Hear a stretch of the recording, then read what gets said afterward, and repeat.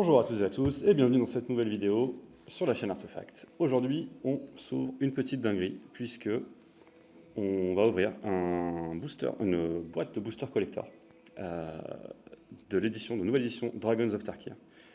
Tarkir, la tempête des dragons plutôt, soyons précis, en français. Et donc on espère avoir de belles dingueries, comme on a pu avoir dans les précédentes vidéos d'ouverture. On y va, c'est parti, on va faire ça proprement. Hop là. Test de nouveau setup aujourd'hui, on essaye avec deux caméras. Hop là, afin de capturer également mon visage si jamais on ouvre un petit mox sérialisé par exemple.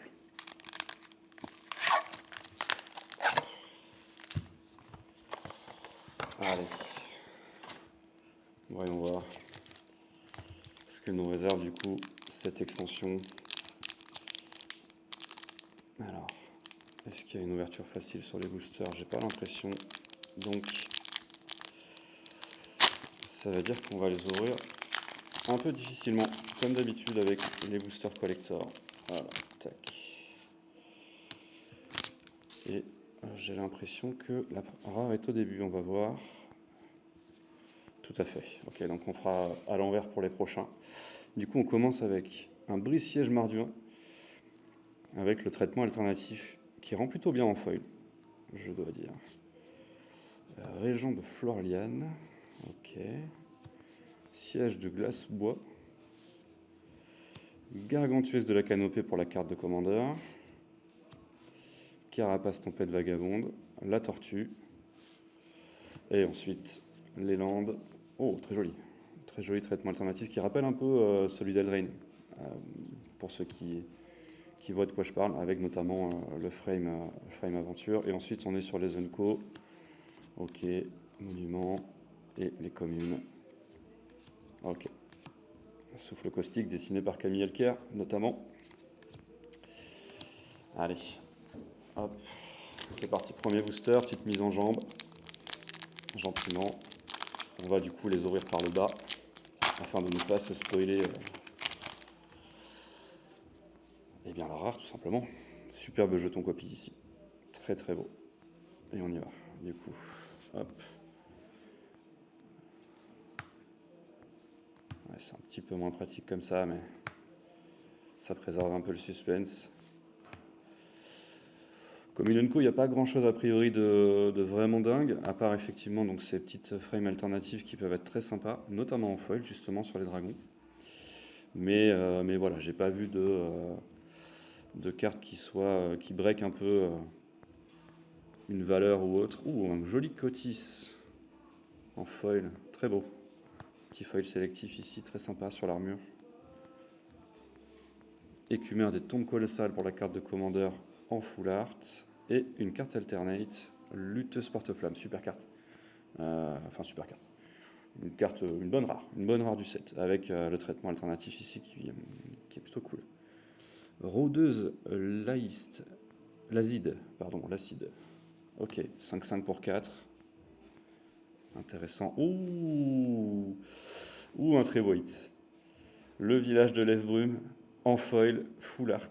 Donc ça, c'est le terrain qui a fait couler beaucoup d'encre, qui va permettre de jouer les sorts de manière incontrable et qui arrive d'étape si on contrôle une forêt ou une montagne. On l'a, il est ici. Très beau hit. Très très beau hit. On verra pour le recap tout à l'heure, mais je pense que ça va faire partie des hits de la boîte, ça, sans aucun doute. Allez, on enchaîne. Alors évidemment, pour ceux qui collectionnent les dragons, c'est un set un peu béni, puisque la plupart des cartes rares sont des dragons. En tout cas, il y en a beaucoup. Et de manière générale, l'esthétique est vraiment tournée autour des dragons. Après, le plan de Tarkir est vraiment très cool à titre personnel. Moi, j'aime beaucoup les tricolorités, les clans, etc. Je trouve qu'ils ont vraiment tous une personnalité qui est vraiment hyper intéressante.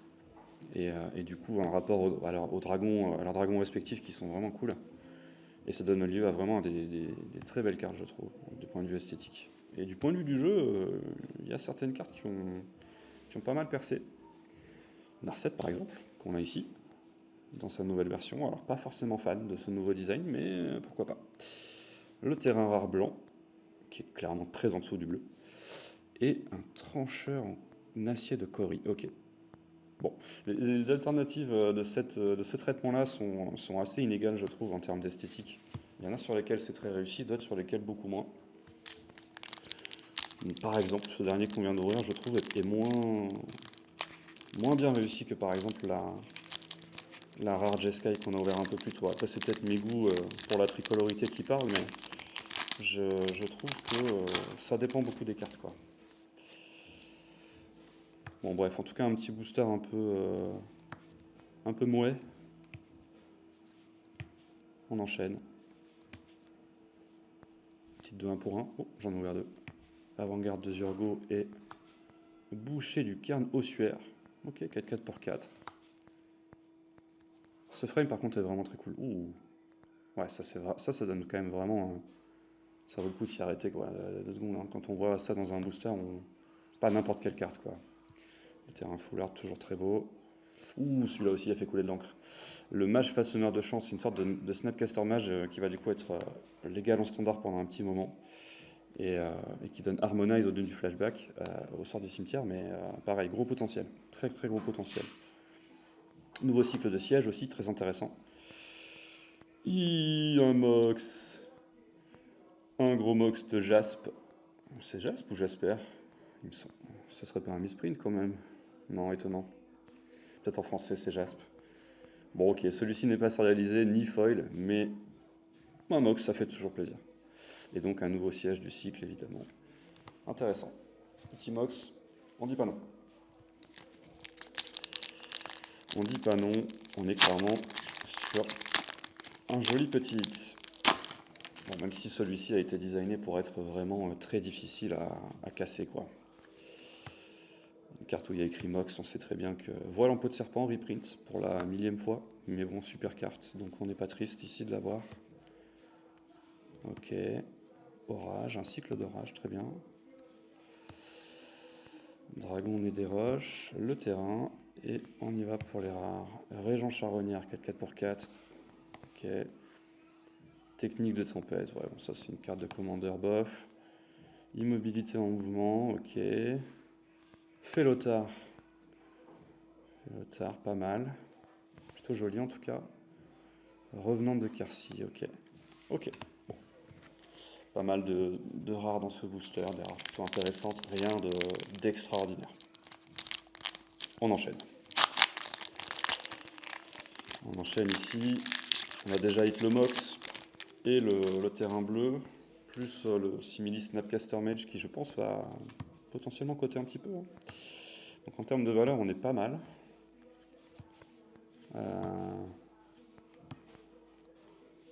Zenko. Il reste encore une belle carte à ouvrir. Quoi. Ça serait pas mal de choper un petit terrain, une spéciale guest avec le foil, le dragon par exemple. Une jolie petite Elspeth quand on parle de hit. Super Planeswalker à 5 qui a vraiment de l'avenir en construit. Je pense que potentiellement ça peut être très joué ça, en standard au moins. Et potentiellement pas que. Même si nos autres formats autorisent très peu les Planeswalkers quand même. Mais surtout quand il coûte 5. Le Sarkhan, bon, qui a été révélé très tôt et qui n'a pas eu vraiment de hype. Une mythique un peu... Bon, une mythique à 6, ouais.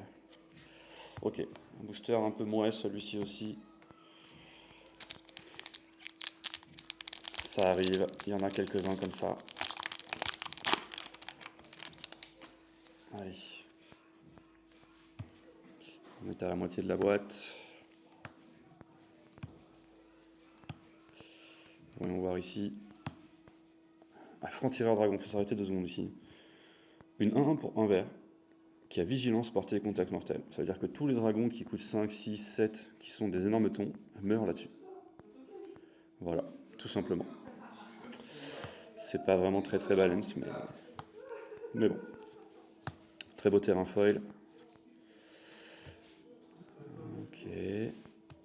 Bibliophile vorace qui a également été dessiné par Camille Elkier, qui nous avait fait l'amitié de venir dédicacer une carte à la boutique. Big up à lui. Appeler les dragons esprits. Ok. Et un Cotis, qu'on a déjà ouvert par ailleurs. Ok. Hop là. Allez. Encore quelques boosters ici. Pour se mettre des belles choses sous la dent.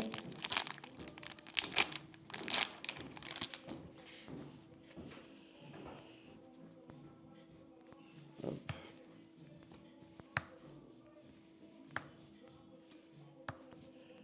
Commune, Co. Ok. Dragon d'armement. Le terrain. Allez, on y va. Héritage du troupeau. Volonté des mardus. Éphémère à 3, pas mal. Gardien du bosquet. Oh, elle est stylée celle-là. Elle est vraiment stylée. Vous voyez ce que je disais un peu plus tôt sur... ça dépend qui. Dracogénèse aussi. Ouais, superbe enchantement mythique. Héritage du troupeau qu'on a déjà ouvert. Et un très joli jeton. Dragon du reliquaire. Ok. Ok, pas mal, pas mal.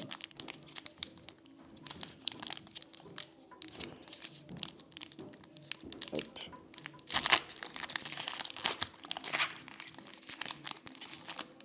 Allez. Que nous réserve celui-ci? Voyons voir. Crocodile pareil. Fervent mardien.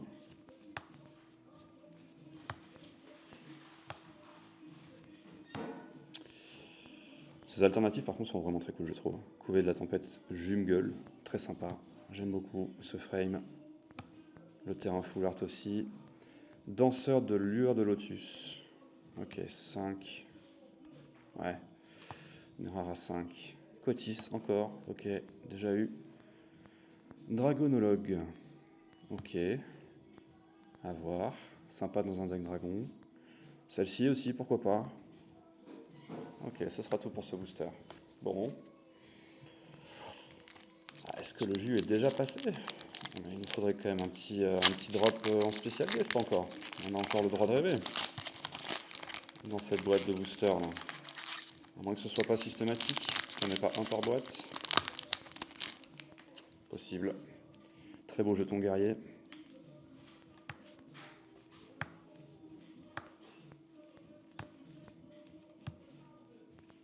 Après c'est peut-être moi qui suis passé à côté d'une rare qui coterait par exemple ou qui serait très jouée. Hein. C'est possible aussi. Je me suis pas tenu très informé de l'impact que pourrait avoir encore un Cotis. Je crois qu'on a un playset de Cotis. Zurgo, pas mal. Cette itération-là de Zurgo, intéressante. Et Nerive aussi, pas mal du tout. C'est un des très bons dragons de clan, je crois, potentiellement même le meilleur. Ouh! Ah là, on a quelque chose de spécial. Un Clarion Conquéreur dans un traitement foil qui a été fait spécifiquement pour cette extension. Alors, spécifiquement, plutôt un frame, plus que le foil. Le foil est assez classique, mais le frame un peu bleuté comme ça. Très chouette. Très chouette, et pour le coup, alors il a une capacité qui est déjà vue dans Magic, mais on a toujours envie d'en avoir, qui est que les capacités des artefacts et des créatures et des Planewalkers ne peuvent pas être activées. Et c'est une 3-3 vol pour 3. Donc superbe carte, et qui en plus de ça ici a un très beau traitement. Ok, jolie carte, jolie hit. Dans une carte utile en plus, qui va être jouée en side par exemple. Ça voit souvent du jeu ce genre de carte. Donc on peut être content de cette trouvaille ici.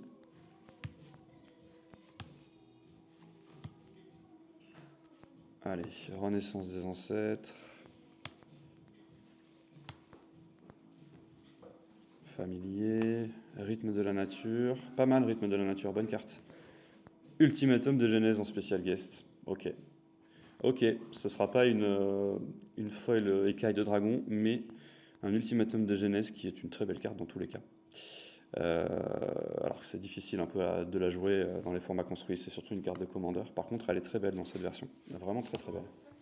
En full art comme ça, très réussi. Très réussi, mais du coup, petite déception. On aurait préféré avoir un petit fetch en écaille de dragon dans cette boîte. Allez, dernier booster pour rêver encore un peu, peut-être.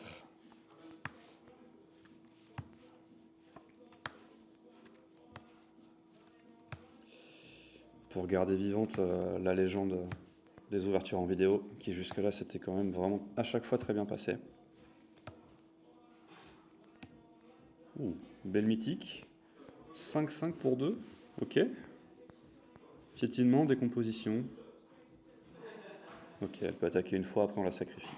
Intéressant quand même. Une Eshki, qui est une des commandeurs de la boîte Témur. Oh, attendez, je me spoil. Hop, il y a du full art. Nouvelle voie à suivre.